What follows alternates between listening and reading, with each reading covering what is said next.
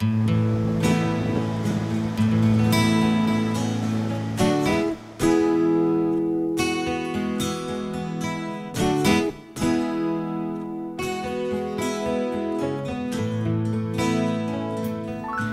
live in a world filled with natural beauty and spectacular scenery, but we need to remember that the natural forces that shape our world can also be the cause of earthquakes, floods, and other natural disasters.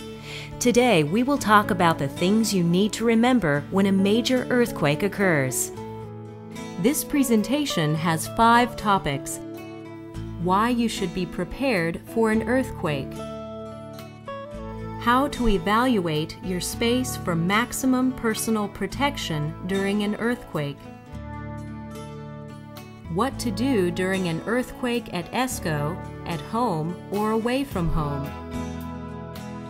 How to prepare for the critical 72 hours following a major earthquake. Specific earthquake procedures for all ESCO employees.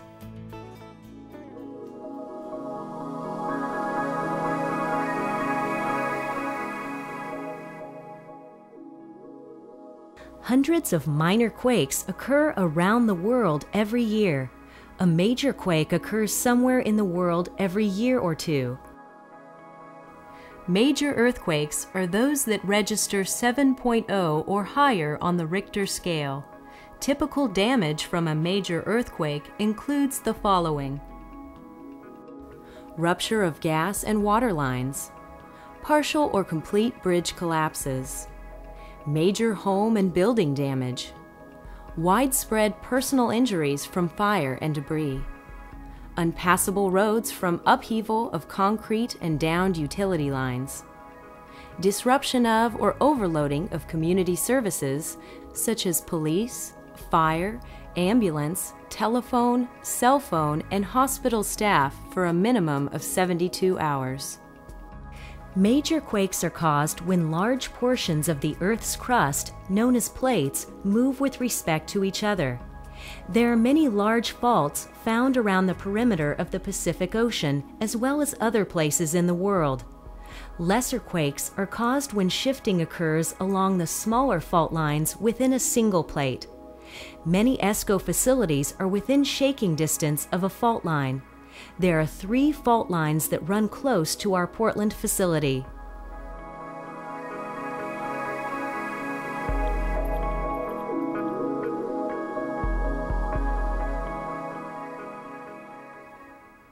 Evaluate your workspace before the next quake hits. Be aware of and make any possible adjustment to your immediate area to prevent anything heavy from falling on you. Keep larger items near the floor, and keep higher shelves or cabinets for lighter objects. If there is something heavy overhead that cannot be moved, be aware of where it may fall if shaken, and be prepared to move out of its path if a quake occurs. Earthquake safety also involves locating a void or triangular space large enough to protect you should a heavy object fall. Determine the safest location within your immediate work area. In your office, desk area, or cubicle, observe the corner or position where you will be most protected from falling objects or breaking glass. In general, corners are safer than straight walls. In shop areas, look for a place that will provide a void large enough to protect you should equipment fall or move. During an earthquake, you will be safer in a protected space or void inside the building rather than directly outside the building. When a quake is finished, you should be aware of the pathways that will allow you to exit the building when it is safe to do so. Know who has medical knowledge at your facility. Make it a point to know the names and faces of those who are Red Cross or safety trained. They will become important to find if you or someone near you is injured. A current list of safety-trained personnel is available from the Health and/or Safety Administrator at your site. Have an emergency kit within walking distance of your workspace. Details about what to put into your emergency kit are found in Topic 4 of this presentation. Follow similar procedures at home. Remove large objects from high places, discuss exit strategies with your family, and know who is medically trained in your neighborhood.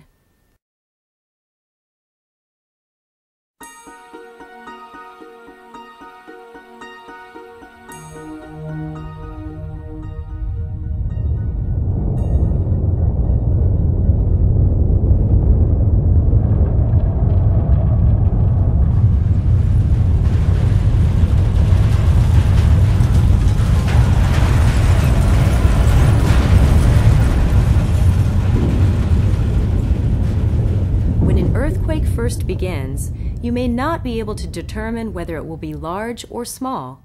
It is, of course, best to assume the worst-case scenario for your safety.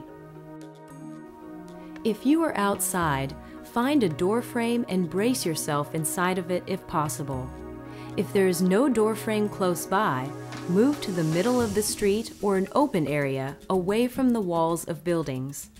Many injuries are caused when glass and other materials fall to the ground close to the building walls. Stay away from power lines and other tall objects if possible. An open area is the safest place to be when outside. If you are inside a building when a quake occurs, remember to drop, cover, and hold. Find a sturdy table or desk to crawl underneath. Put your head down and hold onto the leg of the table or desk. Desks and tables tend to walk during an earthquake, so holding on ensures that you remain covered until the quake stops. If there is nothing sturdy to get underneath, look for a space that will provide a triangular safety zone or void should the building become unstable. If you are in an area with cubicle walls, huddle near the corner where two panels come together. In the event of a large object falling or the roof collapsing, the corner is more likely to prevent you from being seriously hurt. Remember that glass is the #1 cause of injury both during and after an earthquake. Move away from windows and mirrors. It is best not to move from your location until you have assessed what has occurred when the quake stops. When you are sure that it is safe to move around, see if there are others who need your help. You may be the one person who will determine the safety or survival of someone near you.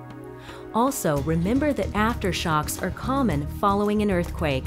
Do not assume that after an initial quake, the ground will remain stable. Be prepared to return to a void or other safe place immediately following an earthquake. If appropriate, keep your hard hat and any other personal protection equipment on until you are clear of the property.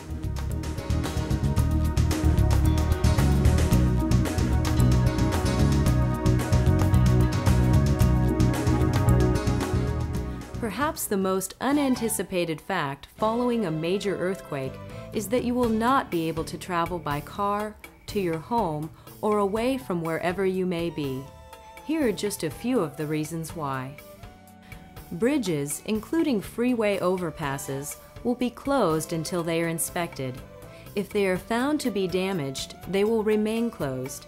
If they are not damaged, they will be reserved for emergency vehicle use. Most roads will likely be impassable. This could be due to large cracks, overpass damage, downed utilities, accidents that occurred during the quake, or trees and limbs that have fallen. The point is, you will not be hopping in your car and driving across town. Most utilities will not be functioning, including water, telephone, gas, electric, and even including cell phones.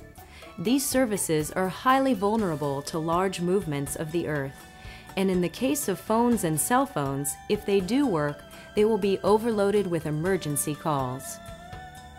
Emergency services will be responding only to the most severe situations or the large-scale problems that are known about. Normal procedures for contacting emergency services may not be operating. You or a coworker may be unable to receive any help for at least 3 days.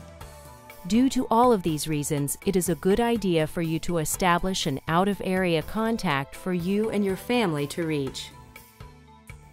When land-based phones are working, it will be easier to get a connection to a long-distance number rather than to a local number.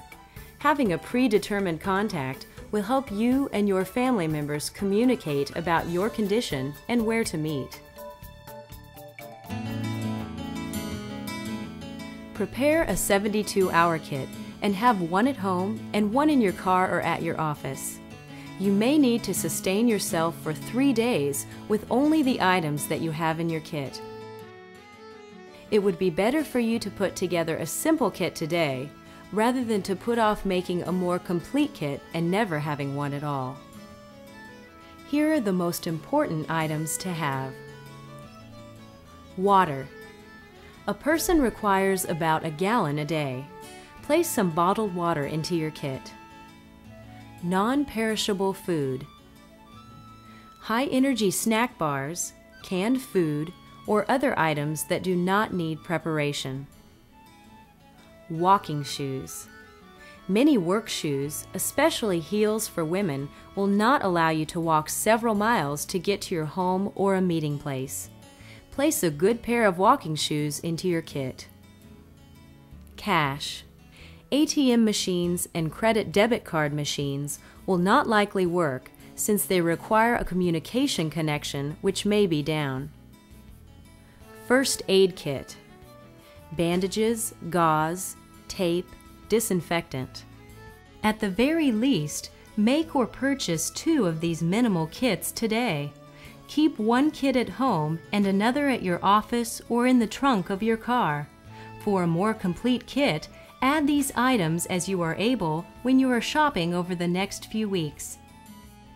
Batteries, blanket, sunscreen, pocket knife or multi-tool, jacket, hat, flashlight, portable radio.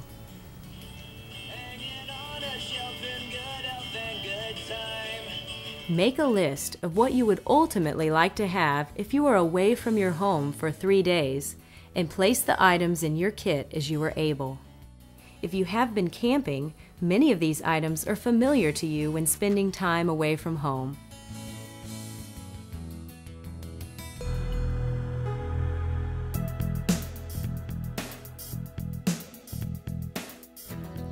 In the event that a major earthquake occurs while you are at ESCO, your site will have specific procedures for you to follow.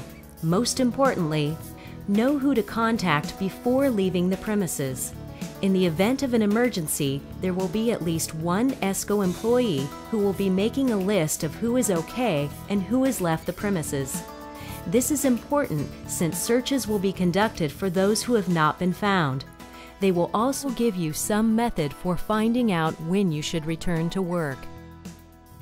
Be prepared to assist in securing or re-establishing a safe environment.